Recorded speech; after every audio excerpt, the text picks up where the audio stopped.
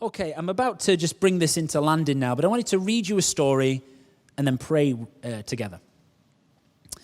This is about Wales, not the Prince of Wales, not the country Wales, Wales.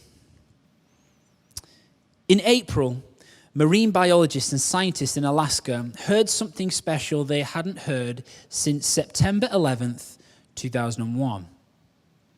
The straits and the ports all stopped in motion while the world embraced COVID-19. From mid-March, all but few container ships, cruise ships, and trawlers turned off their engines. No more propellers, no more vibrations, no more sound. For the first time, scientists were able to hear the sound of the ocean in its most purest form yet. They heard the sound of whales. Humpback whales, to be exact. They heard them talk, play. They even heard some give birth. Never heard before. Whales were heard hundreds of kilometers away, and others were heard right below them in the deep depths. Michel Fournet, who's a marine acoustician, I never heard of him, but apparently they put microphones in the ocean and listen. And they study what's going on in the environment through the acoustics. She did an interview with the Guardian newspaper, and this is what she said. "We have a generation of humpback whales who have never known what quiet is." Just think about that. Never known what... It's a little bit like now our kids are growing up in the age of Wi-Fi is a human right, in the age of tablets, in the age of phones. It's a little bit like that.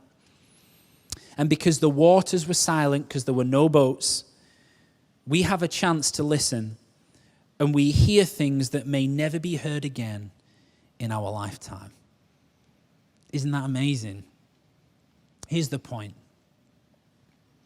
When we Selah, we become aware of the deeper conversations in our mind, the deeper talking in our mind, the deeper activity in our mind, where the Spirit of the living God is trying to speak to you, minister to you, help you. And we're not aware of that because of the noise, but the moment we stop the noise and we measure and we praise, we begin to hear a deeper conversation. Conversations that if we don't stop, we might not hear again in our lifetime. And do you know what I've found, honestly? That when I have Selah every day or a few times a day, I often hear myself talk to myself. I'm not crazy, I promise. There's a Christmas tree behind me. It's cute, okay? I think we need to be kinder to the way we talk to ourselves. If you are God's child, you are priceless and valuable, and He wouldn't want you to talk that way to yourself.